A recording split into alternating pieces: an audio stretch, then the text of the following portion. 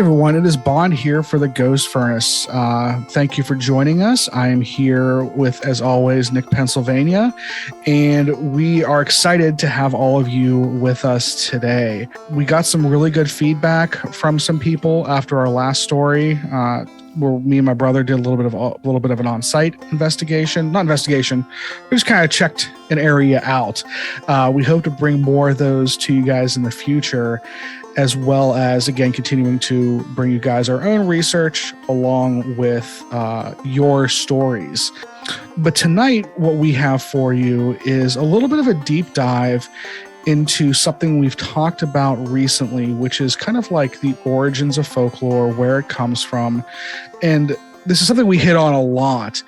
And me and Nick really wanted to just kind of give you guys some other food for thought and maybe a little bit of context for whenever we do talk about these stories in the context of folklore, not just like either things that are our own ideas or things that happen to ourselves or fellow listeners.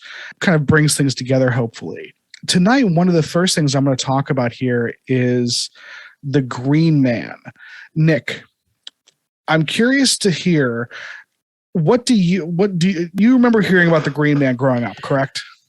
I first remember hearing about the Green Man. There was a radio program that was on KDKA. It was the Undercover Club, which I thought was kind of cool because it was kind of secretive sounding, but also it suggested a lot of people were laying in bed. And our friend Chris and I, you say it was an overnight program. It makes sense. That's great. That's really clever. That's clever. Hosted by Bob Logue, and I believe he still has a newsletter. But I remember hearing about the Green Man on that program. It wasn't like a coast-to-coast type program. It was an interesting kind of free-form radio program where they would do quizzes and tell stories. It was a cool program. So I want to say I was 12 or 13 when I first started hearing about this, and I heard about it a lot thereafter. So the story may have circulated around me when I was younger, but for whatever reason, it never really stuck until I heard it on the Undercover Club on KDK late one night, early morning hours. That's very cool. I like that you have a specific memory of hearing it the first time, because for me, I always heard this story. And again, this is something that is local to the Pittsburgh area. I remember hearing about it a lot whenever I was coming up, especially in like middle school and things like that, because that was when I was first starting to both read books on like, paranormal ghost stuff, Loch Ness Monster, Bigfoot, but also finding local articles and talking to people and kind of like actively asking people in my friends and family, like, oh, talk about ghost stories, things like that. And this one kept coming up whenever I was younger. And to give you guys what I remember about hearing this story is I remember hearing that there was this ghoulish entity called the Green Man. This is not to be confused with the pagan god Green Man. This is or some sort of a ghost or a zombie type thing. And I would hear that he haunted all over Pittsburgh. I remember hearing stuff about him being in the southern part of the city in South Park. I remember him specifically being in the Dormont Brookline kind of area. And then I remember him being around our area, which is north of the city. The thing I kept hearing about him was, this is the version that I always heard, was that he was someone who was struck by lightning or electrocuted in like a industrial accident, like one way or the other. It was something about electricity, and he glowed green at night and would wander around the back roads of the area, kind of where we live, looking to, shoo away people who found him. And it was always around tunnels, it seemed like, and like old farm roads. And I had always assumed that every time this story came up, I always pictured like basically Swamp Thing is what I pictured. I pictured Swamp Thing. I pictured a big green dude that maybe had some electrical cracklings around him and everything. But I do also remember hearing of my friends who said their parents had seen him. I don't think I ever remember anyone claiming to see him themselves when I was talking to kids back in, middle school. But I would hear every once in a while someone saying, "Oh yeah, my uncle seen him," or someone saying their parents saw him or something like that. So there was this weird, "Oh no, he's out there." It's a real thing. And I had always assumed that this was pure folklore, right up there with the deranged serial killer with the hook for a hand at Lover's Lanes, and ghost children from a school bus accident pushing kids off of a railway. Which we reference at least once a month. I feel like, because it's such a trope. I thought that the Green Man was just our trope, of an area, like some hulking beast. So that's what I always thought it was, and I don't think I ever gave it a whole lot of more thought beyond that. But also, this is a fun local story. You'd read about it in the newspapers every once in a while. Like you mentioned, Nick, you'd hear about it on radio stations. And in my head, it's like, oh, that's just like Pittsburgh's version of that trope. Well, I was embarrassingly late to the party on this one, Nick. I don't think I found out until college that this was based off of a real person and had some real history around it. Yeah, and funny enough, I kind of always knew it was because, and I know you're going to go into the real story momentarily, but the man actually was a real man, as you've already said, so no giveaways. And he actually passed away in 1985 during a period which we were both alive. I always knew he was real, or at least assumed he was, because during that initial radio program that I heard, some of the callers talked about, watching him when they were younger, or seeing him sometimes late at night. Why late at night, I'll let you talk about in a minute.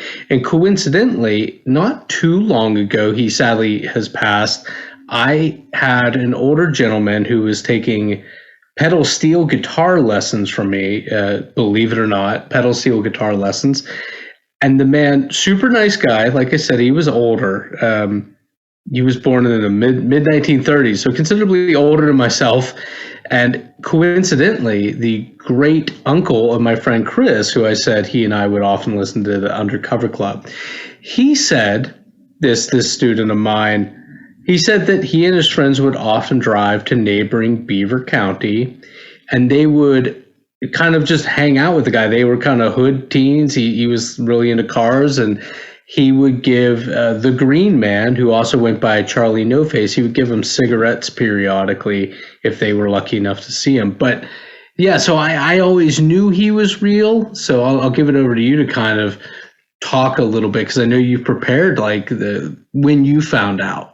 Yeah, so this was I don't remember the instance, but it was when reading a article online, and I don't remember why I was looking at it, because at some point in college I probably should have been studying. I came across this thing that said that, referenced him as a real person and used a name. And this kind of blew my mind, because again, up to this point, I thought this was pure folklore. And it is, but I thought it was fully fabricated and came from that side of the spectrum. Now, a little bit, so to actually get into the history of this, so the gentleman's name was Ray Robinson, and he was born in Beaver County, Pennsylvania in 1910. He lived a relatively normal life the first 9 years of his life, but then there was a tragedy in 1919.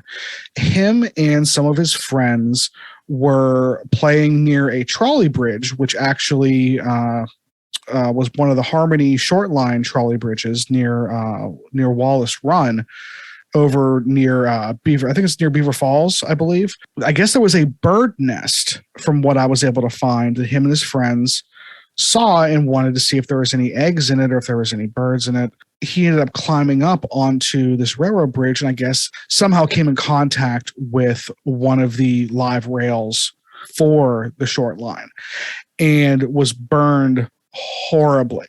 They didn't think he was going to make it, but luckily he did survive. But he was horribly burned. He lost his left arm below the elbow.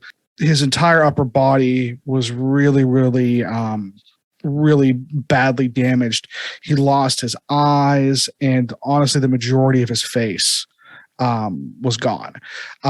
If you want to look up a picture of him, it's not terribly easy to look at, unfortunately. So again, that happened when he was 9 years old, which is incredible. Now, that being said, apparently he did keep a pretty darn good attitude after this. He spent his time as he apparently worked on leather, making belts and other household items.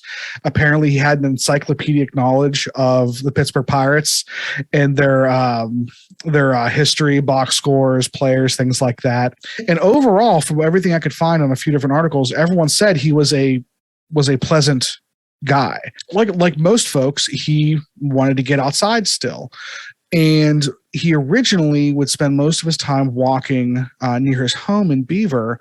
But after some buildings went up, he had to find a new place where he could walk, where it was A, safe for him to walk, and B, he could do it regularly enough that, being blind, he would be able to, follow a specific path. And where he ended up walking was one of the roads, 351, over in Beaver.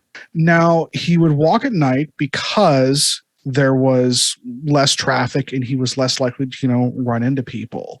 And again, if you came across this guy and weren't kind of prepared for it, unfortunately, he could definitely startle people, I think. Now, once he started walking regularly on this road over in Beaver, people would start to see him at night. And when this happened, that's when I think that the tale of the Green Man kind of started, because sometimes he would hide behind trees to get out of the way of people. Some people were, like you mentioned, Nick, very friendly with him, and he knew folks and they'd hang out with them and everything and say hi and just, chat and everything. But unfortunately, there were a lot of people who would show up and mess with him. And a lot of people literally just kind of, gawking, which is really awful. And people would mess with them. People would attack them on more than one occasion, it sounds like. So just really kind of a really, really bad situation sometimes. So what people would do from, I guess, all over the city is folks would come around from all over the place and try and, see this guy who a lot of folks called Charlie No Face. This is kind of like the impetus for the whole Green Man thing. The reason people, I think, speculate that he was called the Green Man was, I guess, he a lot of times would wear a green reflective work jacket, so he wouldn't get hit, kind of thing. So the Green Man has no real supernatural origins in that sense. I would also say I've seen photos of him in a green army jacket. It looks like an old World War I jacket, maybe World War II, but typical olive gray fatigue sort of jacket. Mm-hmm. So we're not talking like a supernatural green. We're talking like a utilitarian green, Yeah, I've heard some people say that his skin was a greenish tint, and I don't know. People say that you look like green when you're sick. I've never seen that look in somebody. Yeah. But I don't know. I don't think there's anything to that. I think that's far too subtle. And there's colored photos of him, and I don't see it. So he doesn't look green. Reflective vest makes perfect sense, because in fact he had been hit by cars on at least one occasion. Yeah, mm-hmm. At least one occasion that I could find as well. So you have people coming from all over, to gawk at this guy in a lot of cases. That's kind of where the folklore starts, and you have people telling these stories. It's not a far reach to go from, this guy was electrocuted when he was a kid and got these injuries, to associating him with stormy nights and electricity and things like that. And the green can again go from a very mundane purpose of it being green to, again, you catch this reflective vest in headlights and it reflects green. It's a man, Green Man. We're not making huge leaps in logic here of why people would repeat these stories and how with how you lose a few elements of this being a real person, and suddenly this is a ghost or a ghoul or whatever, But especially if you're not from the neighborhood of Coppell or the greater Beaver County and you're driving along in the evening or late one night and your headlights get a reflective green and you see this person that startles you, you might not even remember the vest. You might just remember a green flash. I know that's a little reaching on my part, but I don't think it's improbable. But again, that happens once, and you have two people talking who had the same experience, and it's one of those things where you can just see how even just only we're talking about within the last 50 years all this happened. So it hasn't really been all that terribly long. You see how far things can get from the reality of what's actually happening, and the fact that there is like an impetus of truth to, like, there is a deformed guy walking around these country highways at night, so it doesn't take long to go from that being the situation that has a mundane explanation to it being, supernatural or being a scary element to it. And that's where the folklore kind of comes from, and that's what fed the stories that I heard whenever I was in middle school. The reason I think stories like this are important, when we hear these stories that we call folklore or folk tales, they sound crazy a lot of times, and they sound fun, and they sound fantastical. There are times where they are completely made up. That's one side of the spectrum. And there's another side where they are 100% factual. Oftentimes, the truth is somewhere in the middle from a realistic and an academic kind of standpoint. And I think it's important that we remember that when we're talking about these stories, that we approach them from that middle ground, even though the rational and side of our brains might want to go towards one side of the spectrum and the romantic side might want to go towards the other.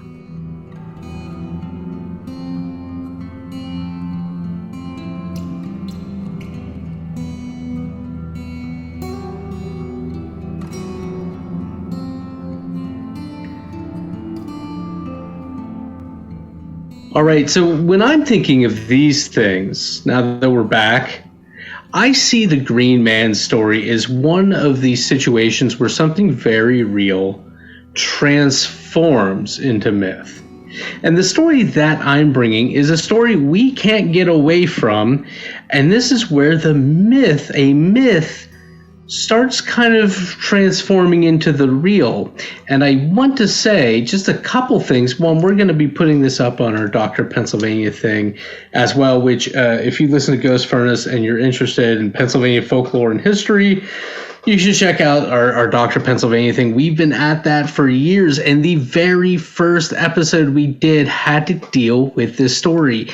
And I am surprised to find that more updates were coming out about this story. And the final thing I'll say about this is our friend Brian is probably going to be rather upset with us that he is not here with us this evening, because anytime there's any update in this story, he's sending us news articles, and for that we very much appreciate him. Yes. So here's the basic thing. I'm going to get in, well, let me put it this way. Right now, and when I mean right now, I mean news articles just a couple days ago from the time we're recording this in early June 2022. Right now, there is a treasure hunting group in central Pennsylvania, and the FBI is involved. There was an FBI dig for supposed lost gold. Here's the story. The story is, and this is what the treasure hunters claim, and it is a story that has been circulating through the Pennsylvania wilds for years and years. But the story goes that in late spring 1863, there was a Lieutenant Castleton of the Union Army who left Wheeling, West Virginia, en route to Philadelphia. He had 2 wagons with false bottoms with 52 gold bars, 26 gold bullion. Only that lieutenant is aware of the gold. There are 10 men with him. One is a guide named Connors. They are tasked with getting this gold from Wheeling, West Virginia, as I mentioned, to Philadelphia. They are going to take a northern route to avoid any potential Confederate troops who may be moving into the north. Remember, this is late spring of 1863, or copperheads, not the poisonous snakes, but the Northerners sympathetic to the Confederate cause.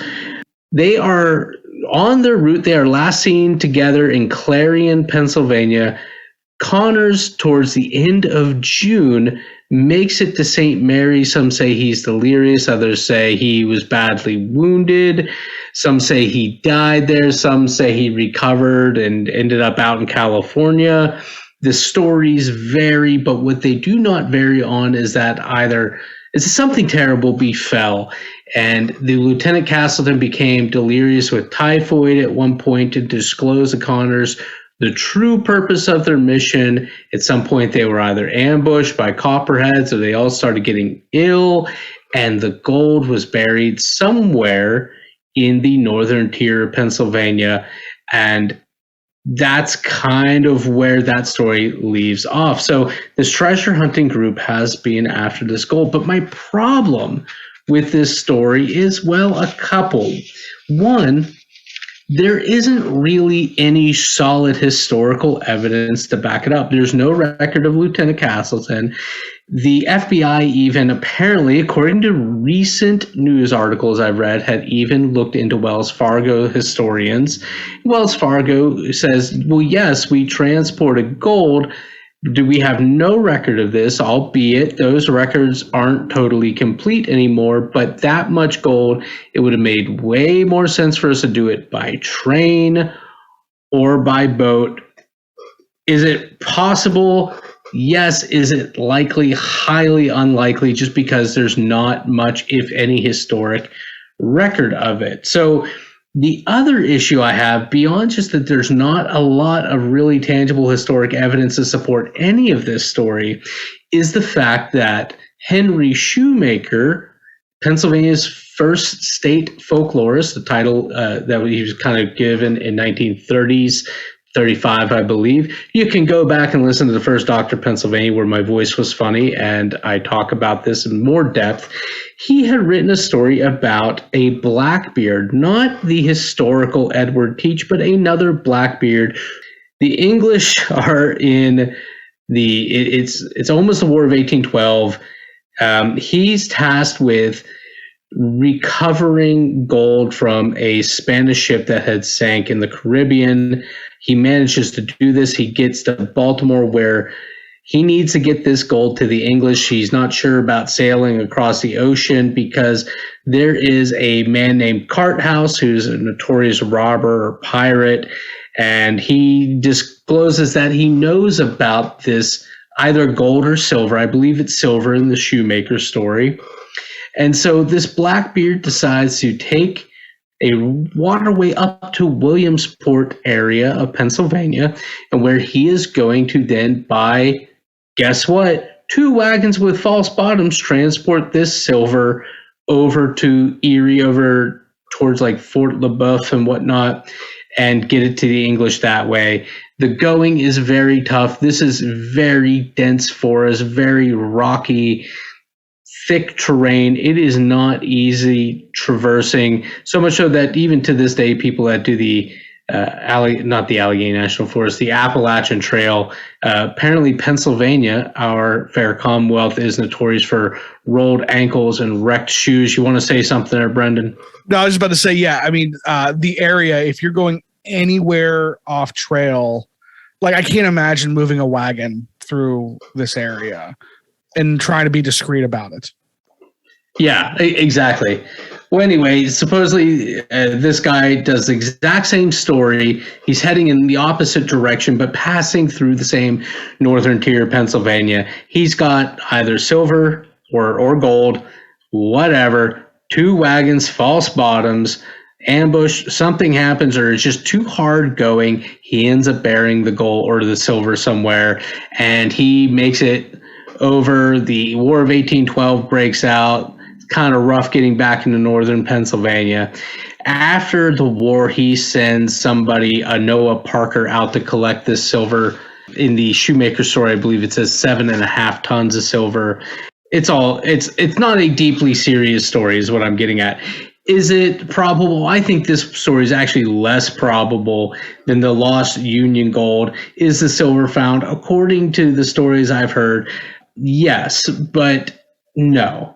Some people say, because there was a real Noah Parker that, in what I had read 7 years ago when I started telling the story, he had opened up a sanatorium in the area, but that was like, he would have had to have been 70 or 80 based on the timeline.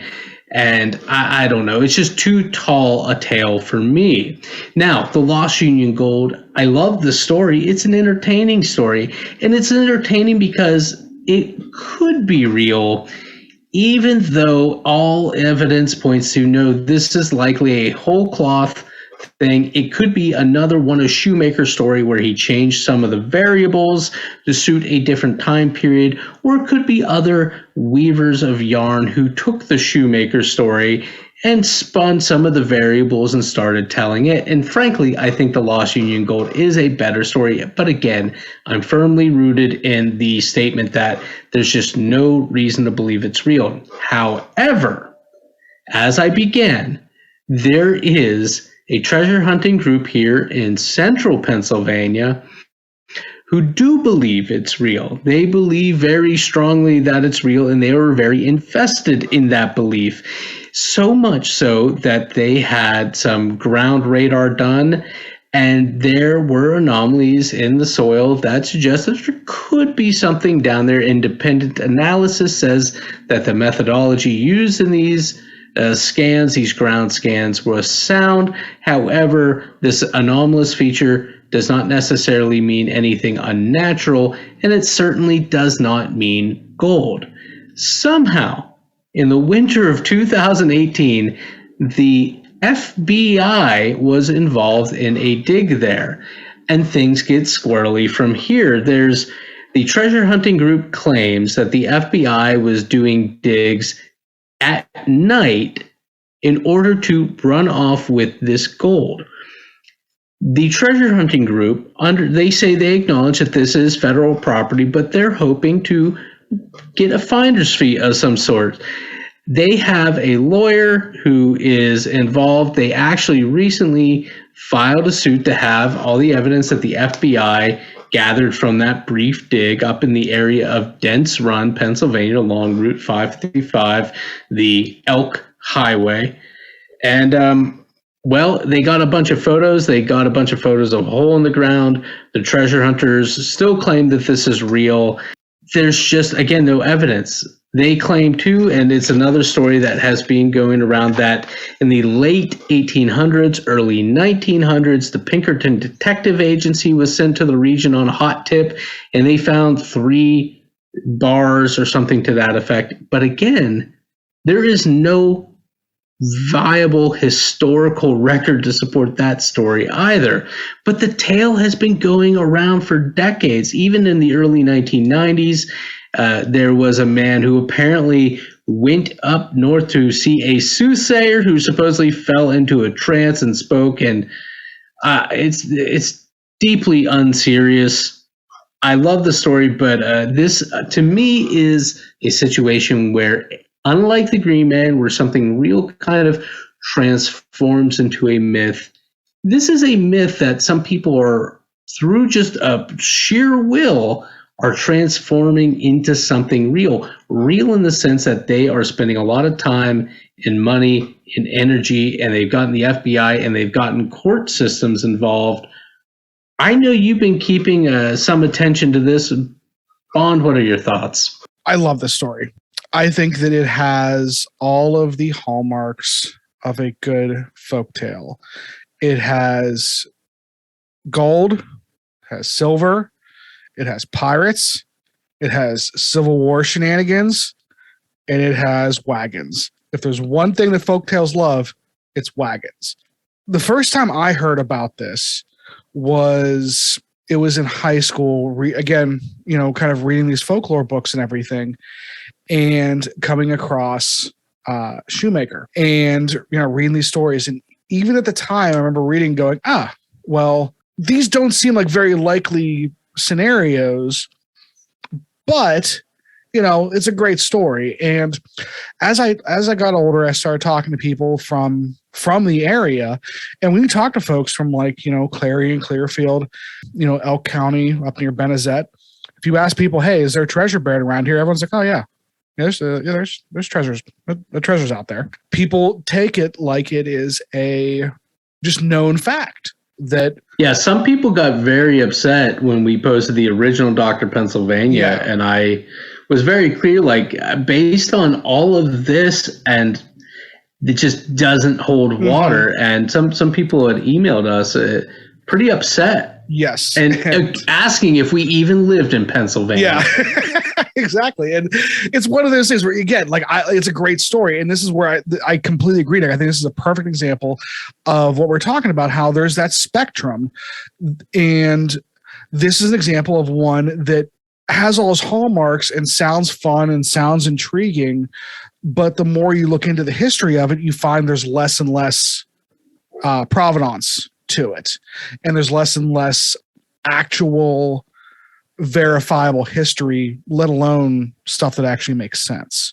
It's kind of an example, I think, of don't let the facts stand in the way of a good story, because it's a great story. It's super fun.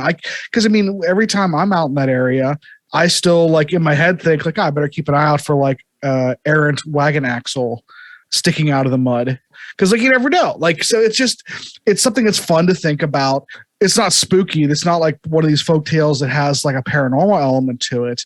But as far as how it circulates in our society and through our tales, how many campfires in the Allegheny National Forest has this tale been spoken around? Countless numbers, and that's really cool. I think that speaks to how intriguing of a initial story it is. And I think it's because of the area.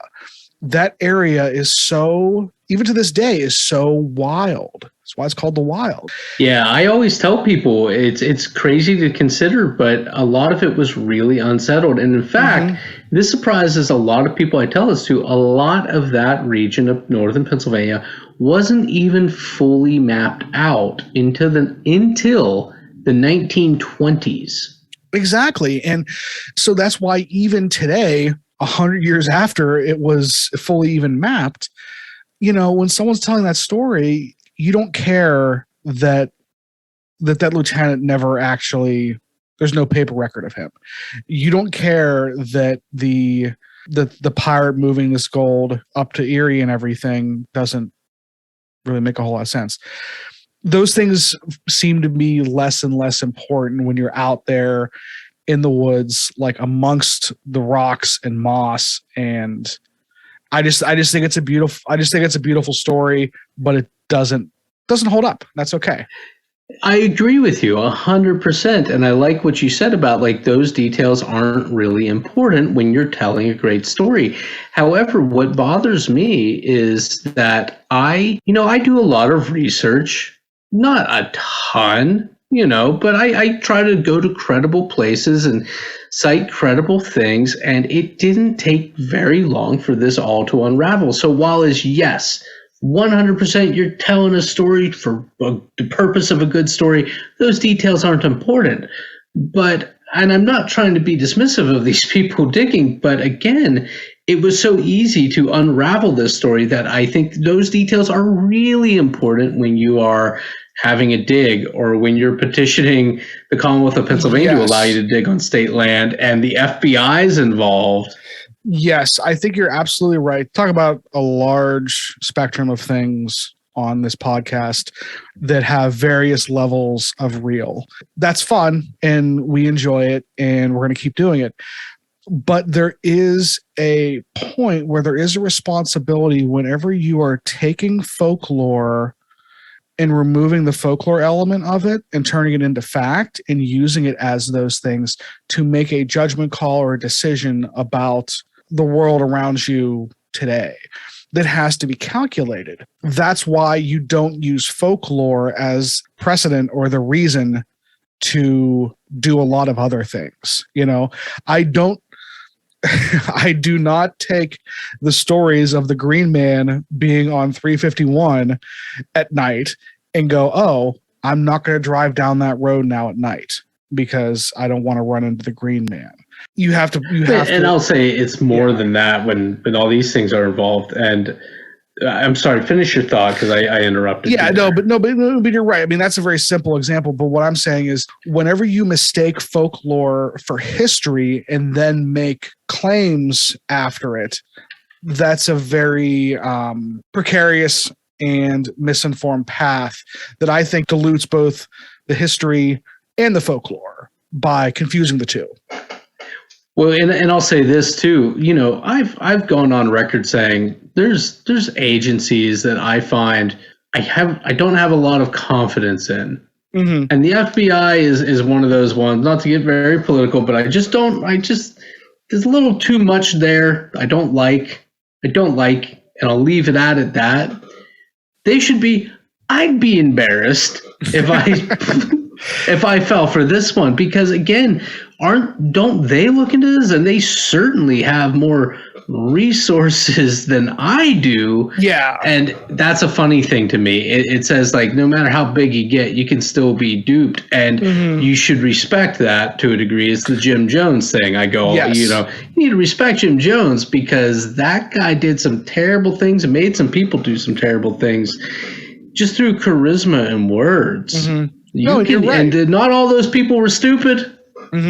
Whenever the FBI, because that was 2018, that this 2018 was when the dig was, but they're still kind of involved because there's this suit to open things up and information. Yeah, it makes me wonder if there wasn't more to the story there, not in more to the story of there being buried treasure, but more to the story of maybe they were actually investigating something else.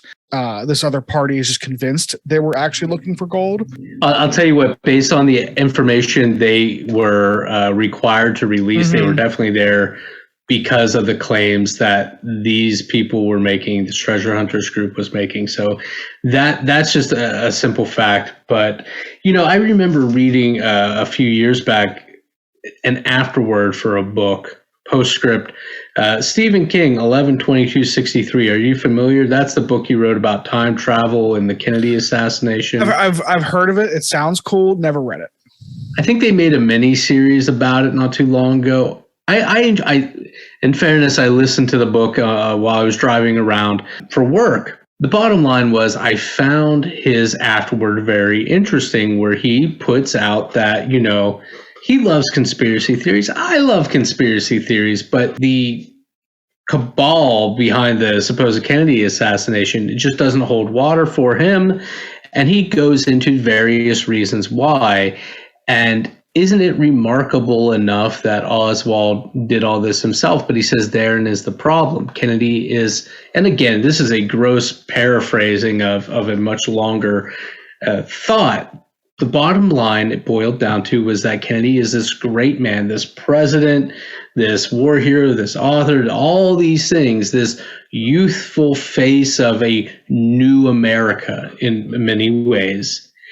And here's Oswald, who is kind of this ratty, sniveling thing. And how could this nobody take down this president, which I understand that's true in the public perception, but Oswald wasn't nobody. There was a book written about Oswald before the Kennedy assassination because Oswald had defected to the Soviet Union, as many of us know, and then he came back, which does make him very suspicious. It's like you didn't know these sort of things could just happen. The way we learned about the Cold War growing up at the tail end of it, it just didn't seem like that was probable during a period of time which we were always taught was the height of the Cold War. But that's basically Stephen King's statement, is that here's this great figure, here's this nobody. How can this little nobody take down this great big thing? There must have been a great big other thing that took him down, because otherwise our world is much less stable and much more capricious than we would feel comfortable acknowledging. And I think there's a lot to that statement. And I think that's kind of at odds here. This story, this great story, can't just be made up by nobody. It must be real. And this FBI thing, they had a real dig. We know that. And it can't possibly yield nothing. I have so much of myself invested, so much belief attached to this now, that they must be trying to steal this gold away from me and away from the Commonwealth of Pennsylvania, because that's another one of the claims that has been made in the newspapers, that who owns the gold? Well, the gold was federal property. The Commonwealth of PA does not have, like, we have the mint in Philadelphia, but that is not like Pennsylvania Strip. Exactly. Sometimes it's hard to even wax poetic about the story, because after every sentence you kind of have to stop and go, yeah, but so yeah, but again, I think it's a great story that thankfully has not seen its end yet. So I guess it all boils down to this. What you kind of said earlier tonight was a lot of myth. Well, let's say folklore, because I see myth as something a little different. But a lot of folklore starts with a real event or figure, occurrence, and then it shapes. And it becomes this story. And through the retelling of the story, the folklore is born. I would say that's probably the majority of it. But then there's these two cases, very different, but two sides of the same coin, in that the one is a very real person and we're watching it become myth. That, the majority of the situation. But in this, the Lost Union Gold in Dents Run up in northern Pennsylvania is a situation where it's almost certainly a whole cloth story, of which Shoemaker unfortunately has a reputation for. Almost certainly a whole cloth story that is now becoming real.